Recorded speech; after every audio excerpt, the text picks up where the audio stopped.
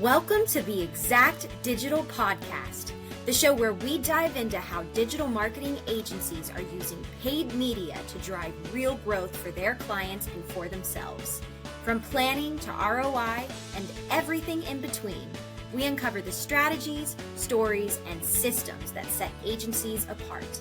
Each episode, we'll talk with agency leaders who are innovating with paid media, scaling their businesses, and delivering results that matter. Whether you're looking to expand your services or sharpen the edge of your current offerings, you're in the right place. Let's get into it. Welcome. This is the Exact Digital Podcast, your inside look at what truly moves the needle in paid marketing. We're talking with David Wilson today. He leads the digital marketing and analytics at Zozimus, bringing decades of experience and a results-driven mindset to every campaign. Thanks for being on the show today. Can you tell our audience a little bit more about the work that you and your team does over at Zozimus? And am I saying your name right? Yes, you are. So congrats on that. And first of all, thank you for inviting me. It's great to be on here. I'm looking forward to our conversation. So Zozimus, we're a digital marketing agency out of Boston. We've been around 21 years. And my role is I oversee anything that's digital. So that's paid media, SEO, social, analytics, and AI. Our focus from a paid standpoint is performance marketing, right? Clients bring us in because they need to move the needle on revenue. And, you know, they're not hitting their revenue numbers and they want to grow and scale the business and they can't do it with inside and they want to bring in an agency to do that. So that's where we come into play. That's awesome. Over your 20 years in business, how has Zozimus evolved, especially as you've shifted from that traditional media into data-driven performance marketing? Great question. So we started when like social media was, it was like brand new, right? And so we've ridden through that. We're now entering this new world of AI, right? So how's AI? I would think the other part, as you said, is this data driven where 5 to 10 years ago, having data scientists on staff was really, really expensive. But now you're able to partner up with people and you're able to use some of the AI tool to sort of close that AI data analytics gap to give our team sort of more insights into what's going on. Yeah. You know, Zozimus prides itself in combining dreams and data from our conversation previously. How do you strike that right balance between creative storytelling and performance metrics in your client campaigns? They both have to work. I think there is, and I'll keep saying this word AI because it just comes up into everything that we do. But there's so much AI generated stuff on the internet these days, right? They call it AI slop for a reason. That if you have really good creative, you stand out in the market, right? So if you have creative that can tell a story about your business, about your employees, about your customers that can't be copied by AI, that gives you a chance to stand out. And then when you leverage really good data-driven performance on top of that, then you get that winning combination. But you can't do one without the other. You can't have really good paid campaigns with poor creative, especially on a platform like Meta or YouTube. Yeah. Your approach uses predictive analytics and custom modeling to forecast your performance. Can you walk our audience through how that works and share a time when your model surprised you? Yes, so I can give you an example of a work that we did a couple of years back with a university out of Rhode Island. And we've been working with them and we wanted to sort of take our paid campaign to that next level. So we pulled all of their admissions data for 4 years. And we also pulled then all of the paid marketing dollars for 4 years and we overlaid them. And what we saw when you overlaid the map of where their applicants and students came from and where the marketing spend, you saw these huge regions and areas where they were spending money like that nobody was applying from or coming from that area. So, for example, there's big parts of New York, they're up in Buffalo, they're up in Rochester. Nobody from those areas was going to Rhode Island to go to school. And so what it allowed us to do was to take that wasted spend and look at the areas that they were doing really well in, and then to be able to sort of to narrow down into a neighborhood basis, and then look and say, okay, within these towns, within these neighborhoods, this is where your students have came from, and let's spend more money there because the data tells us we have an opportunity to grab more. So for the school, it was really interesting for them to see, where they thought the money was being well spent versus where it actually was. And so that helped them sort of, look at, what are we going to do in the future? How are we going to do future spend? The net result from this campaign is this school for the next 2 years broke their enrollment numbers for 2 consecutive years, most applicants they'd ever had, most enrolled students they'd ever had, because we're able to do the retargeting. But the part that surprised is that once we identified these areas that was like, this is where their ideal customer was, their ideal student, we're able to then look for other parts in the country that match that demographic. So they were able to go down the East Coast because they're a New England school, so declining enrollment, go down to where the population's growing, so that was down the East Coast, through Georgia, right down into Florida, and identify areas all the way down the coast that had a similar demographic setup to what was working for them in New England, and then start to bring in students from those parts of the country. So that was probably the biggest surprise, is that you could take what worked locally and then expand it to a much greater area. Yeah. Well, it is interesting how sometimes we can be surprised by the things we don't know, and what we presume about something has changed so much. You have to take that time to look at it. Right. You've mentioned AI a little bit earlier. So with AI and the predictive tools becoming more prevalent, how do you see paid search and performance marketing changing over the next 3 to 5 years? I would shorten that horizon, right? This talk about the next 6 to 12, because so we've been talking about this for a couple of years. Yeah. If you look at how, take a step back, the traditional paid marketing playbook has been, I'm going to take my money, I'm going to put it into Google. That's been the playbook for the last 20 years. And I might spend some money on Meta, I might spend on programmatic and out of home, but the bulk of my money is going to go into Google. I can get this top of funnel traffic that I can retarget, I can move in consideration, bottom of the funnel, right? That's what worked. Yeah. It doesn't work today. It doesn't work today because that top of funnel piece is disappearing every single day, because there's more and more AI searches, so AI overviews coming up in Google.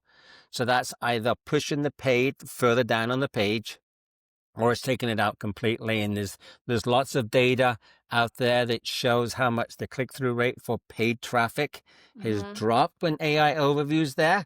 So, now if you're a client, you're saying, wait a minute, I'm spending money, but I'm not getting the traffic and the leads that I was. So, one option is to move to middle of the funnel into that consideration phase, right? The research was handled by Google Gemini, ChatGPT, Perplexity, and now I'm going to compete in the middle of the funnel. And as everyone knows, that's way more expensive than the top, right? So you've got pressure on margins. Or you look and you see is, okay, so what's undervalued? Like, where can I have an opportunity to build awareness, drive top of funnel traffic, and push it through the funnel? For us at the moment, that's Meta. We've been moving client money into Meta for the last 8 months, because it's undervalued compared to Google. It allows us to build that awareness and bring them to the website, retarget. We know there's a lead quality issue on Meta compared to Google, but you can manage that where, if Google's $50 a click for a qualified lead and Meta's $10, but only 1 out of every 4 of those Meta leads equals 1 Google lead. Well, I'm paying $40 versus $50, right? It's still cheaper for me. Right. So that's where I see that, that whole search playbook that we've all grown up with has absolutely got blown up. And for companies and for people that they're looking to see is, how do I replace this? right? Because AI is not going to go away, right? Mm-mm. Google came out with Gemini 3.0 today. They're investing more and more money into it. So, that paid landscape in Google is going to continue to shrink. It's going to make it more difficult, and you have to look for other ways that you can go and spend money to reach your audience off of Google. Yeah, it definitely has been a different space the last year really has been so unique, 8 months. So talk us through, so with paid social and organic social increasingly to overlap, how do you recommend your clients differentiate their strategy across those channels or across Um, channels? so you mean on social? Yeah, well, with you have like the paid social and you have organic social. So Yes. how do they overlap? But like, how do you recommend your clients to differentiate? I will steal from Gary Vaynerchuk, right? Mm. This is what he does, and we've adopted this ourselves. You put out your organic social, Mm-hmm. and within that organic social content, some posts will perform better than expected. There was something in the content, there was something in the creative that caught people's attention more than what they typically do. So what Yeah. we do is, since the algorithms already said this performs better than usual, we then boost those. We take Okay. your best performing organic posts and now we boost them. So now the algorithm gets a second chance to look at them. And then we look back and we say, okay, based on those boosted posts, which ones then can outperform the other ones? And it typically becomes pretty clear. And it said, Mm-hmm. okay, these two of these three really work well. Those are the ones that we then go to our paid team and we're like, okay, these are the things we're going to turn into ads, Mm-hmm. because the algorithm on Meta has already told us twice with organic, and then when we boosted it, that they liked this piece of content, that our audience was engaging with it. So when we put it out as an ad, we know it's going to perform well. It's Mm-hmm. going to be pretty cheap because we know we're going to get a lot of engagement, and that's going to drive down our cost on it. So that's how we do it. We use the data. Going all the way back to like, how do we use data in marketing? Yeah. Right? We use the data to identify what are the best pieces of social that's performing, and then we put dollars behind them until we find the best ones, and then we turn them into ads. That's great. Yeah, that's great advice. Great.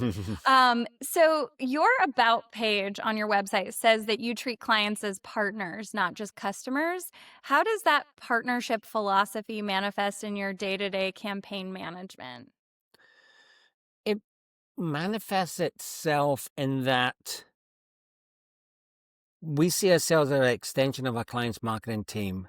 It's not just, okay, here's just us, right? And now we're just going to report and we're going to tell you how great we are. It is having a conversation with our colleagues on the other side around, let's talk about lead quality, right? If you go back to, we drove 100 leads last week. What did your sales team think about them? What did your admissions team think about them? Were they good? Because if they're good, then it's great. We can continue to scale. If they weren't, if they were like, some of these didn't work because of ABC, now we can take that learning, we can go back and we can adjust the campaign. So being a partner, it's just as if we're part of the same team, and we're having a conversation about how can we make our leads better. It's not Right. us saying, well, we drove your leads. That's now your fault, right? We met our KPI. It doesn't make any difference if we made our KPI if the client didn't reach the numbers that they were trying to reach. So that's the thing, is the change. It's us working together instead of an agency and then a client, and these pillars, in between that stop you from really connecting. Mm-hmm. No, I think that's great. I think it's so important, right? Because it's not just it all works together. It all comes together.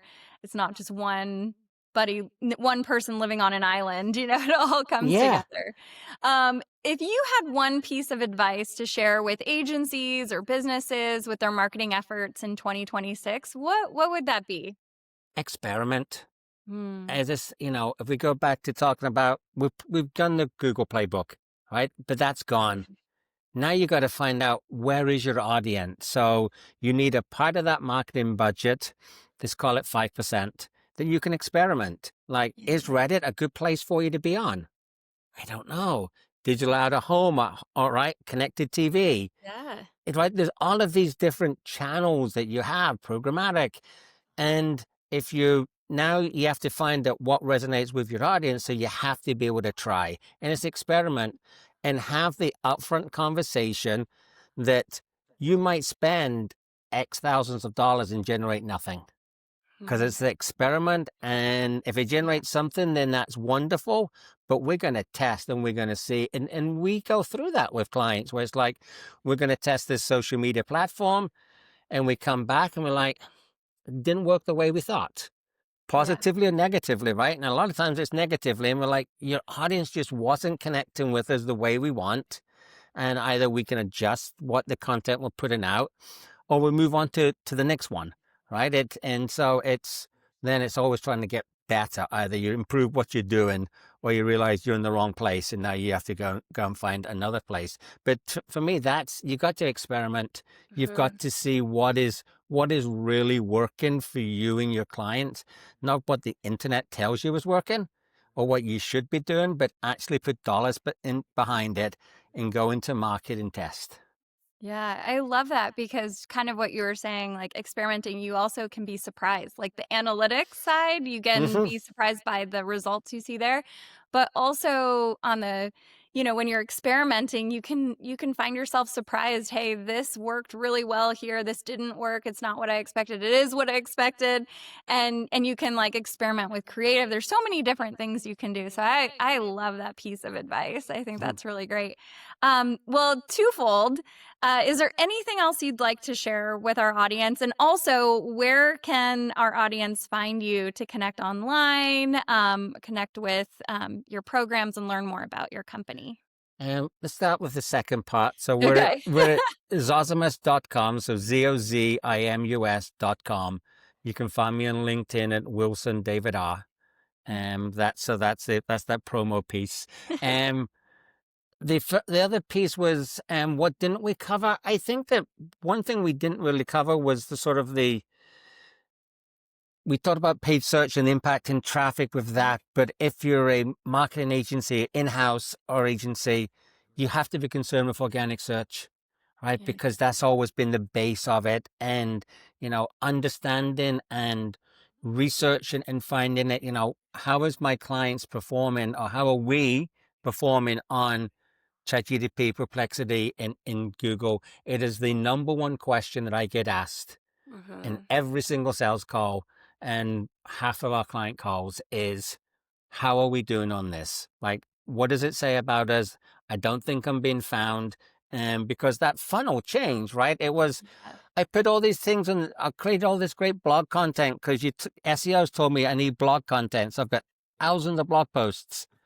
But no one really in ChatGPT, they pick all the competitors. So you have to know that. So, I think it's, as you look into 2026, you have to continue to look at, from an AI standpoint, what's it doing to paid search, but also what's it doing to organic? And then based on that, how can we adjust and get ourselves found within these AI models versus, just doing regular Google. Yeah.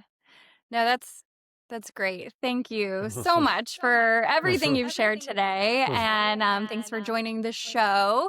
And thanks to all of you for tuning in. This episode is brought to you by Exact Digital, your dedicated partner for performance-driven media, from programmatic display, CTV, paid social search, and beyond. Let us know how we can help you, and have a great day. Thank you again.